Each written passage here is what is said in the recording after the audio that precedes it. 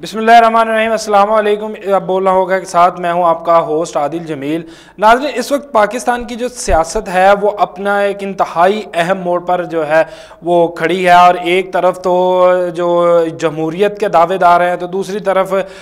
जो आमरीत के पैरोकार हैं वो दोनों एक दूसरे के सामने आन खड़े हुए हैं। अब इस जंग में जो है वो देखना है कि कौन जीतता है। ये एक असाब शकन जंग थी जिसमें अगर बात की जाए तो इस वक्त जो इमरान खान है या पाकिस्तान तहरीक इंसाफ कहा जाए तो वो काफ़ी हद तक इस जंग को जीतती हुई नज़र आ रही है, क्योंकि एक इलेक्शन के हवाले से इमरान खान ने जो है असम्बलियाँ तहलील की थी पंजाब की और KP की। तो इस हवाले से काफ़ी चहम गोइयाँ हो रही थी, जी ये असम्बलियाँ तहलील नहीं करेंगे तो असम्बलियाँ तहलील कर देंगी। उसके बाद जो अहम चीज़ थी, असम्बलियाँ तहलील करने के बाद इमरान खान ने जो हुक्मरान जमात थी उसको इलेक्शन के लिए जो है वो फंसा दिया। तो जब हुक्मरान जमातों ने देखा कि इलेक्शन जो हैं वो भी अब करवाने पड़ेंगे तो उन्होंने आइन के साथ खिलवाड़ शुरू किया। फिर सुप्रीम कोर्ट पर भी हमला आवर हुए और इसके हवाले से असम्बलियों के अंदर खड़े होकर बाकायदा सुप्रीम कोर्ट को ललकारा जा रहा है। कल रात भी ख्वाजा आसिफ साहब थे, उन्होंने भी काफ़ी जो है वो गोलाबारी की सुप्रीम कोर्ट पर और काफ़ी ज़्यादा इस तरह बहस रही है। लेकिन यहाँ पर एक बात बताता चलूँ कि इलेक्शन के हवाले से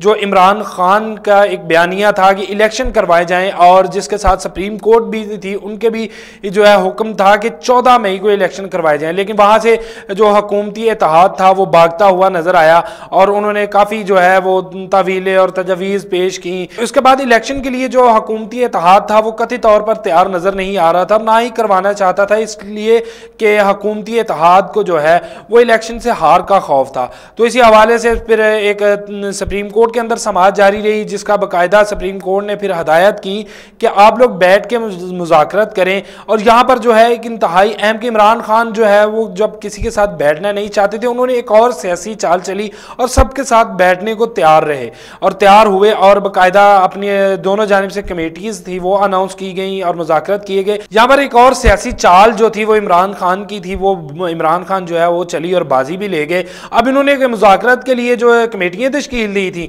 अब मुज़ाकरत हुए और दोनों तरफ से जो है वो इत्तफाक भी हो गया। लेकिन यहां पर एक और जो चाल थी इमरान खान की वो ये थी कि उन्होंने इलेक्शन की जो इत्तेफाक था उसके बाद हतमी रिपोर्ट जो है वो सुप्रीम कोर्ट में जमा करवाने जा रहे हैं। अब ये है कि उसके बाद एक तारीख जो है वो अनाउंस की जाएगी। अब जो है दोनों पार्टीज हैं, क्योंकि हुकूमत की तरफ से तो अगर देखा जाए तो वो हीले बहाने करती हुई काफ़ी दिनों से नज़र आ रही थी, इलेक्शन से भाग रही थी, कभी कुछ किया जा रहा था, कोई जैसे कि ठोस वजूहत नहीं थी इलेक्शन को जो है मुलतवी करवाने की। तो उन्होंने सूबों के इकट्ठे इलेक्शन का बल्कि पाकिस्तान के तमाम इलेक्शन इकट्ठे करवाने का ऐलान किया। लेकिन जब देखा गया हुक्मरान जमात जो है वो इससे भी भागती नजर आ रही है, तो मुज़ाकरात के बाद जब ये तमाम चीज़ें तय पाई हैं, पाकिस्तान तहरीक इंसाफ है वो अपना जो कल के मुज़ाकरात थे उनकी तमाम जो डिटेल है वो अब जमा करवाने जा रही है सुप्रीम कोर्ट में। अब सुप्रीम कोर्ट इस इलेक्शन में जो है वो अपना किरदार अदा करती हुई नजर आएगी, क्योंकि दोनों पार्टीज की जानिब से इलेक्शन के हवाले से अपनी तमाम तर जो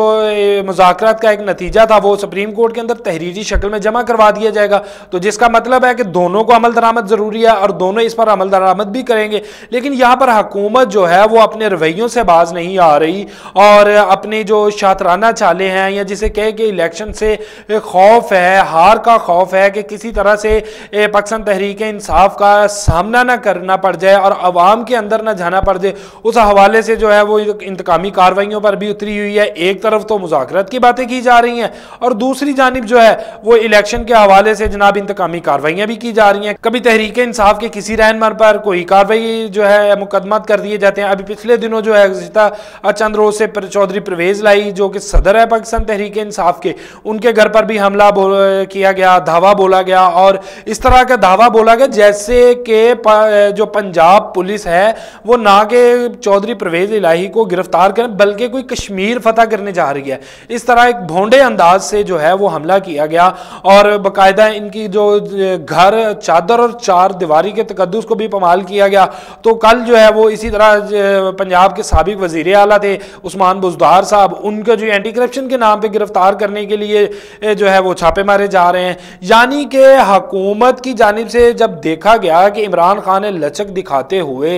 इनके साथ बैठे हैं, मुज़ाकरत किए हैं, तो अब वो इस चीज़ में भी फंस चुके हैं, क्योंकि मुज़ाकरत की रिपोर्ट जो है वो सुप्रीम कोर्ट में जाएगी, तो जाहिर बात है कि इनको उस इलेक्शन में जो है उस रिपोर्ट के मुताबिक या अपने जो वादे किए गए थे इलेक्शन में जाना पड़ेगा। लेकिन ये इलेक्शन से भागते हुए अब इन्होंने एक तरफ से जो है इन मुज़ाकरात को नुकसान पहुंचाने के लिए जो रहनुमा है पीटीआई के, उनके ऊपर मुकदमात की भरमार कर दी और इनके घरों पर दावे बोले जा रहे हैं और चादर और चार दीवारी का तकद्दुस जो है उसको भी पमाल किया जा रहा है, ताकि जो है कुछ इस तरह का हो कि इमरान खान मुज़ाकरात से पीछे हट जाएं, तो फिर जो है हुकूमती इत्तेहाद रौला डालना शुरू कर दे, जी देखें जी हमने तो मुज़ाकरात के लिए बैठे थे तो ये हो गया जी, वो कर दिया हमने जनाब, इमरान खान भाग रहे हैं। लेकिन इमरान खान ने यहाँ पर भी सब्र और तहम्मुल का मुजाहरा किया और एक ऐलान किया था कि मुज़ाकरात और छापे जो है वो साथ नहीं चलेंगे। यहाँ पर अगर बात करता चलूँ तो पाकिस्तान तहरीक इंसाफ जो है वो काफ़ी हद तक जो अपने मुतालबा जो है वो मनवा चुकी है, और इलेक्शन के हवाले से भी